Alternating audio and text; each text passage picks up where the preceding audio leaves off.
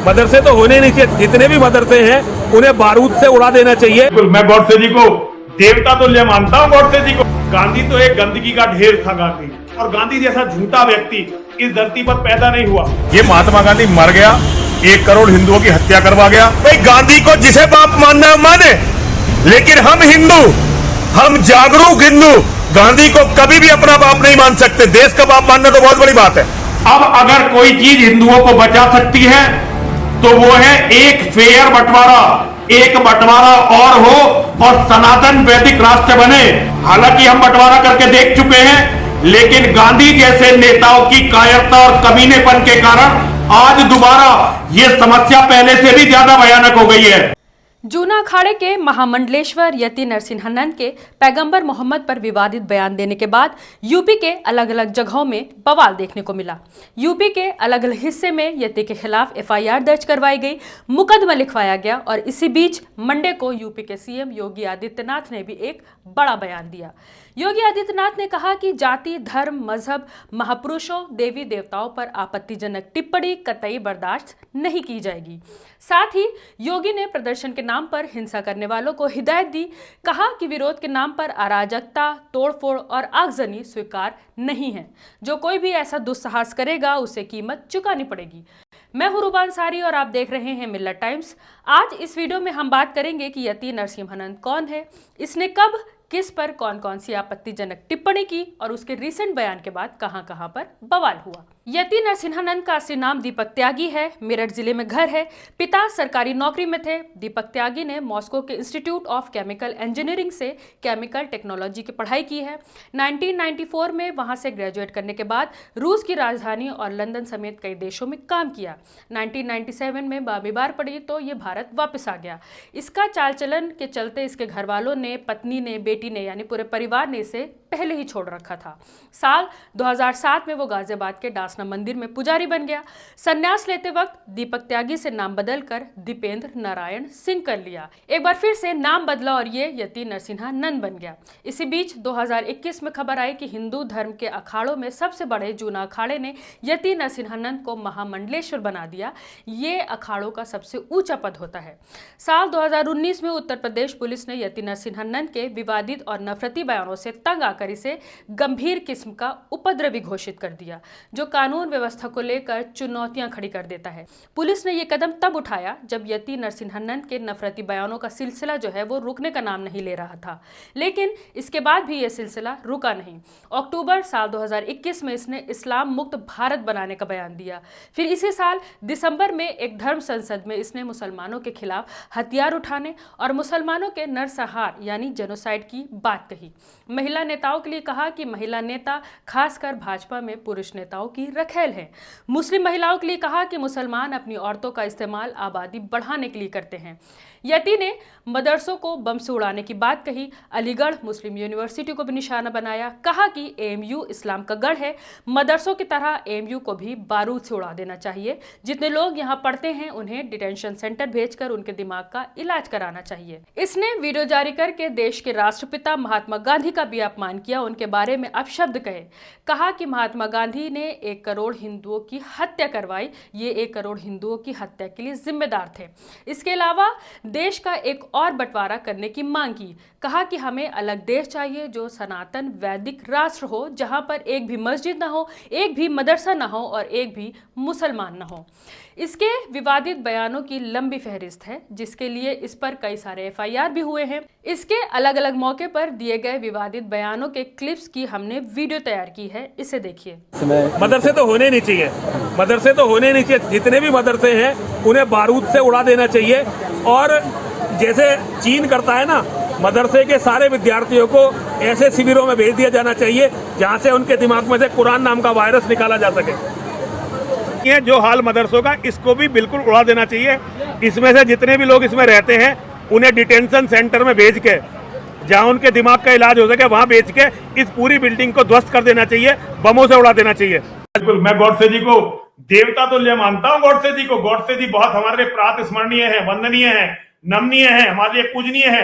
मैं गॉडसे जी को मानता हूं, गॉडसे जी का बहुत बहुत नमन करता हूं।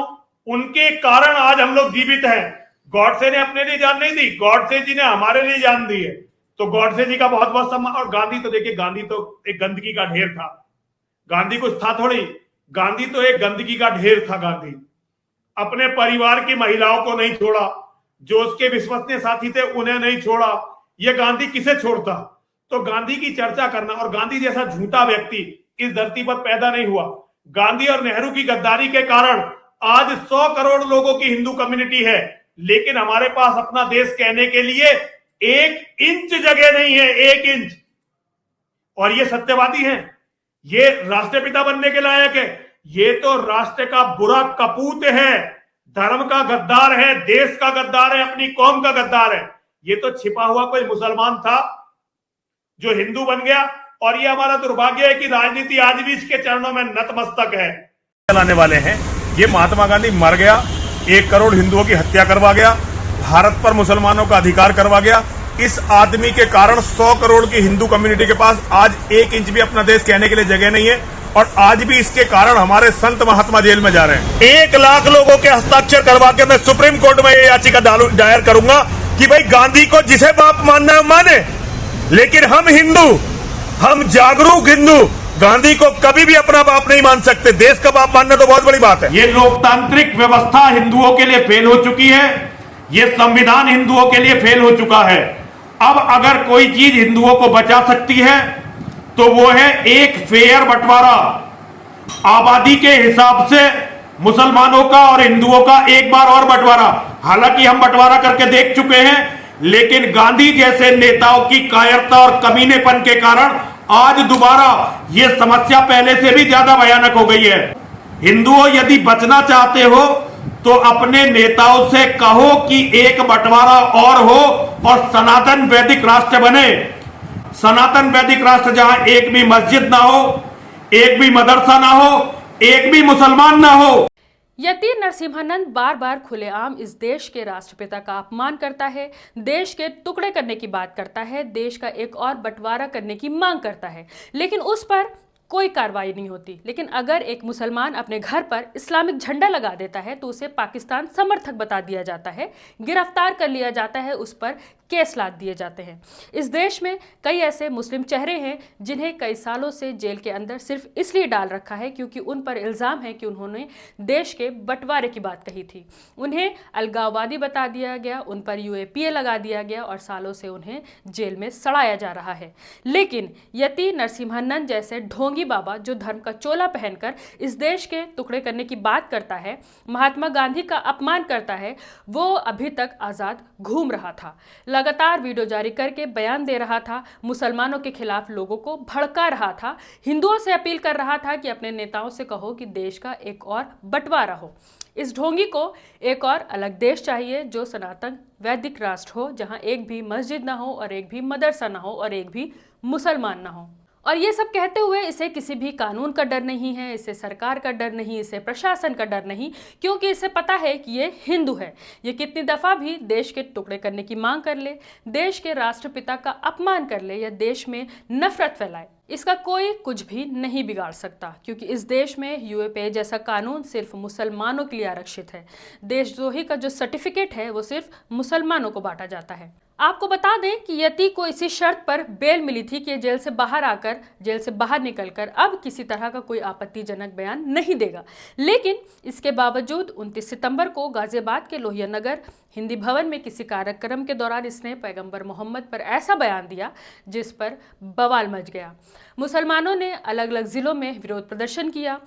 प्रदर्शन हिंसक भी हो गया, जिसके बाद पुलिस को लाठीचार्ज करनी पड़ी। विरोध प्रदर्शन की सबसे पहले खबर आई बुलंदशहर से। यहाँ पर बड़ी संख्या में भीड़ इकट्ठा हो गई और उन्होंने प्रोटेस्ट किया। इस दौरान पत्थर चले और पुलिस ने लाठीचार्ज की। इसके बाद सहारनपुर से भी ऐसी ही खबर आई। सहारनपुर में मुसलमानों की एक भीड़ सड़कों पर उतर आई, शेरपुरा चौकी पर ज्ञापन दिया। बेकाबू भीड़ को पुलिस ने हटाने की कोशिश की और यहाँ पर भी पत्थरबाजी हुई और लाठीचार्ज की गई। मेरठ में भी लोगों ने सड़कों पर इकट्ठा होकर विरोध प्रदर्शन किया। मुरादाबाद में भी इसी तरह का प्रदर्शन देखने को मिला। महाराष्ट्र और तेलंगाना में के कुछ हिस्सों में भी इसी तरह का प्रदर्शन देखा गया। यति नरसिंहानंद के खिलाफ इसी तरह का प्रोटेस्ट वहां पर भी किया गया। इसके अलावा गाजियाबाद में भी मुसलमानों की भीड़ ने प्रदर्शन किया, डासना देवी मंदिर के करीब पहुंचकर नारेबाजी की, जिसके बाद सोशल मीडिया पर खबर उड़ गई कि मुसलमानों की भीड़ डासना देवी मंदिर पर हमला करने पहुंची है, जबकि पुलिस ने इस बात से पूरी तरह इनकार किया, वहां के जिम्मेदार लोगों से बात की और मामला शांत करवाया।